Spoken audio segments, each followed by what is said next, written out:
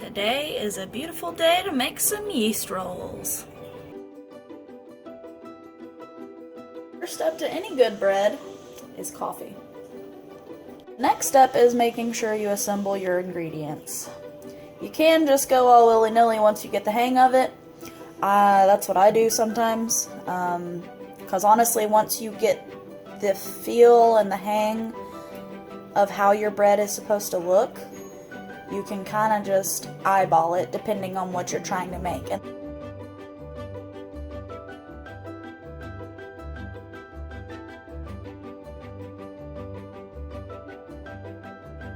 So you're gonna have 5 cups of flour, plus a little more on the side for flour in your bench, or if your dough is too runny, depending on climate.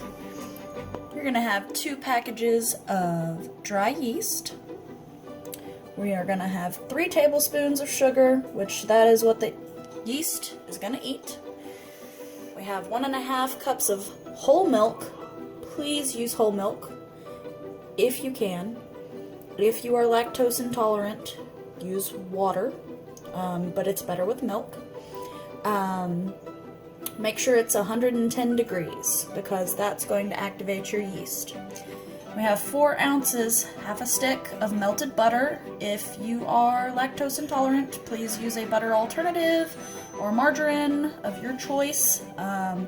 Make sure it's melted, but you want it to cool down just a little bit because you don't want it to scramble your egg that's going to go in there. So 1 egg, and then 2 heaping tablespoons of kosher salt or flake salt or whatever kind of salt you want to use. First, you're going to take your milk. You're going to add your sugar. The dogs are fighting, of course. They're not actually fighting, they're playing, but they play rough. We're going to whisk that in a little bit so it kind of melts. Make sure it's nice and dissolved into the milk. We are going to add the butter as well.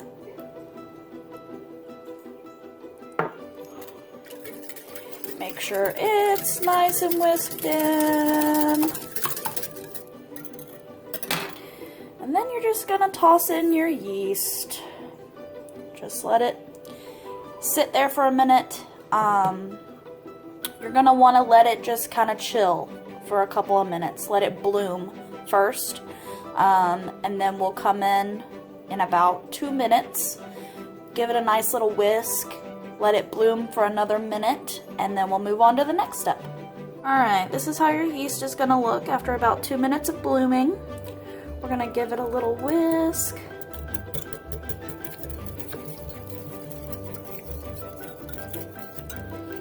Try to get some of the clumps out.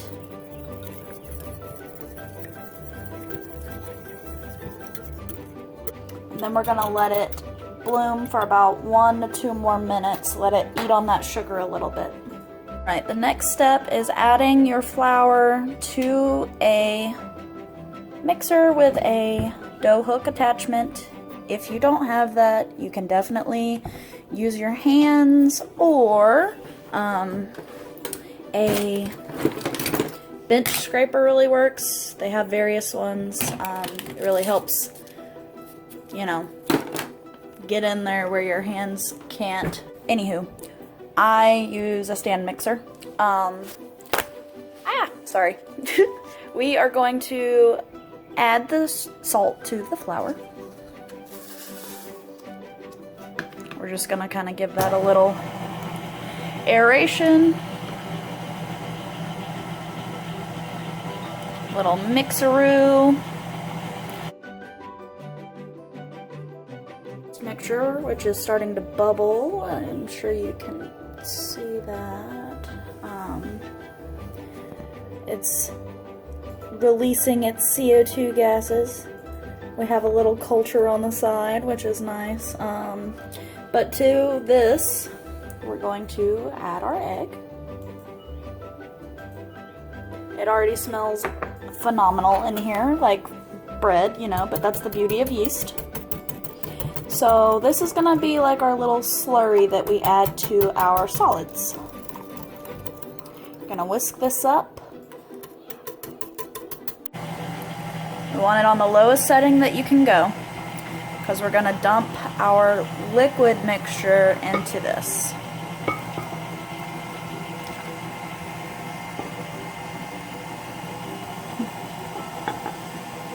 Make sure you get all the nice little goodness out of there, all the yeast, so it can do its job. And we're just gonna let that go for a minute. While you're doing this, you know, you can contemplate life, you can think about what you have to do tomorrow, you can make a grocery list. Once your dough starts resisting, you're gonna wanna bump it up one notch. And while this is happening, we can take a coffee break. Knead is just going to basically be until it is incorporated. So we're going to take all of this dough off of the hook, and we're going to figure out how to do that with one hand.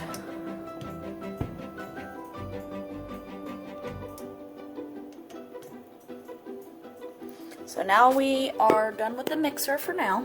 We're gonna pull the bowl out, sorry. And as you see, we have a little bit of flour here. It's not that big of a deal. You're just gonna kinda wanna squeeze it a couple times.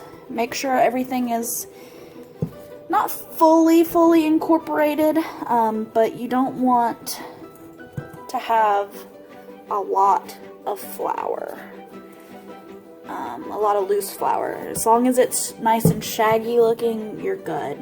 Because what this is going to do over the next hour or so is rise. Now, if you feel like your dough is a little too dry, like you are seeing a little too much flour action going on, you can add some hot water or a little bit of warm milk.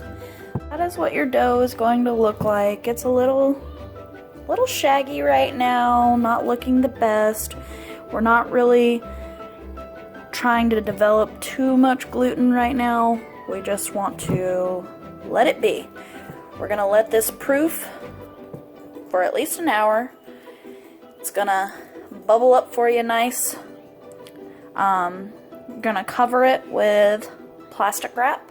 Make sure it's in a nice warm space, so don't put it over your cooling vent or something. It has been about an hour. As you see, our dough has been steaming from the warmth and the milk.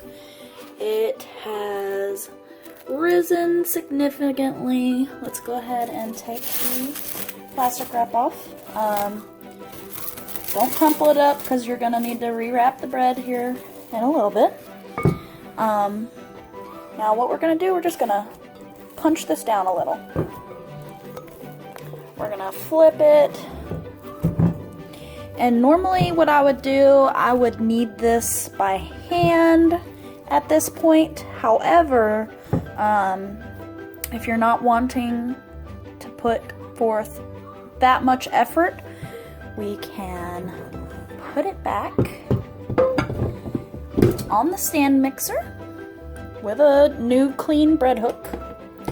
We're gonna lock that in place, and then we're just gonna let it go for about 3 to 5 minutes just to give it a nice good knead. So if you are going to knead it in your mixer, just make sure you are continuously kind of pushing your dough down so the hook is wrapping it, but I really prefer to do it by hand. So in order to knead, we're just gonna, I don't even really need any flour for my bench right now because the dough is not that sticky. And we're just gonna knead. You're gonna make sure you're flipping it and roll and flip and roll and then flip and roll and flip and roll. Right now we're developing gluten. We are making sure everything is incorporated pretty well. Making sure the moisture is evenly distributed. And we're going to do this for about 5 minutes until it's nice and elastic. You don't have to get too crazy with it. You No, you don't have to knead too hard. You just gotta kind of just flip it in on itself. Alright, so when you're done kneading, you're going to place it back in your bowl. You're going to make sure you make it a nice little ball, as well as you can, as smooth on top as you can. Just kind of curl it in underneath itself. I don't know if you can see where I did that. Yeah, see, kind of like pinch it underneath itself. And then we are going to cover this, let it proof again for an hour. Well, about an hour. It really, you just kind of want to eyeball it. You want to make sure it at least doubles in size. You want to make sure that your yeast is really in there being active. Sometimes it might take a little longer than an hour. Sometimes it might take 2 hours. Just depends on how quickly your yeast is doing its job. It has been an hour. I'm just going to show you a little progress shot. See all your bubbles starting to form. That's what we want.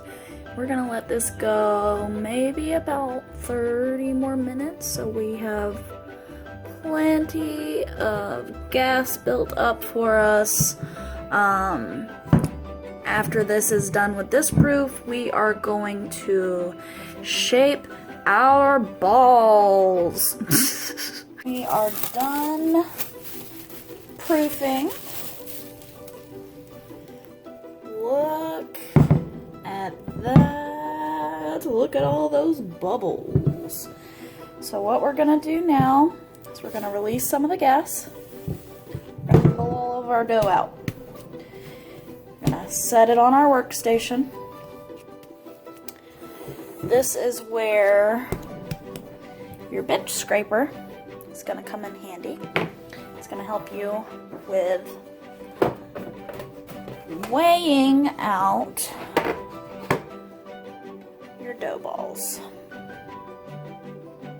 So it's going to be, this ball's about 93 grams. If you're within 5 grams, it's fine. Do you want to show that? Okay, cool. So you're going to take your ball, flatten it out a little bit, roll it over on itself, and then you're going to form a ball. A nice little ball while we're tucking the corners in on itself. So then it makes that perfect round ball. Then we're going to put it in a nicely greased pan. It doesn't matter if the bottom still looks like it's tucked because no one will notice it and you're just eating it and no one will notice the bottom. If you don't want perfect round rolls, there's another thing that you can do. It's just like playing with Play-Doh. We're going to roll it out till it's a nice, even as possible, uniform log. And then you're literally just going to flip it around and tie it into a knot. And then you have a bread knot. We have our formed dough balls. These you want to give them a little bit more space because you don't really want the knots to touch each other because you want the entire surface area to get browned. These don't matter so much because these are going to be like a dinner roll consistency. So once they rise, they're going to kind of bake into each other a little bit to where they're touching, kind of like just a standard dinner roll. You have a few options that you can do if you want to make these like, say you want to make these into a garlic knot. When you add your flour and everything, you can add some Italian seasonings, garlic powder, a little bit of extra salt, and then after the final proof, you can brush these with butter, garlic butter, herbed butter, whatever you want to brush them with. Alright, as you can see, they are starting to rise some. They're puffing up a little bit. We're probably going to let these go another 30 minutes. It's a little chilly in the house right now. The air conditioning kicked on because it's springtime in Georgia, which means it's hot as crap outside. It's really actually not that hot, but it's hot enough for the air to be on. So we're going to give these about 30 more minutes. As you can see, they have puffed up pretty well. Oh, just perfect timing. Our oven is now preheated. The dough balls are almost touching each other. Some of them a little bit more than others. Like that guy, he didn't puff up as much as... Alright, the rolls are now nicely buttered. You can take your pick. You can do melted butter, you can do warm whole milk, or you can do an egg wash on these. It's pretty versatile. With the knots, I put salted butter and some garlic powder as well, just to add a different level of flavor. Obviously, you can add whatever you want to these. Rosemary, Italian herbs, whatever you want to do. These are just going to be plain, standard yeast rolls. We're about to pop these into a 375 degree oven. We're going to set a timer for 25 minutes just so we can check them. You're going to want to make sure that they are fully golden brown, not burning on the bottoms. You're going to see them puff up once they are in the oven, but you don't want to be opening your oven. So I don't want to toot my own horn or anything, but it smells so good in here. It smells like garlic, butter, and you know, like just that smell of love that bread gives you, that fresh baked bread, yeasty, delicious, wonderful bread gives you. That's my house right now. So these are what your rolls are gonna look like. I hit them with a little bit of butter one more time as soon as they came out of the oven. Just kind of letting it sit there for a minute. But that is what you are left with. Nice and golden brown.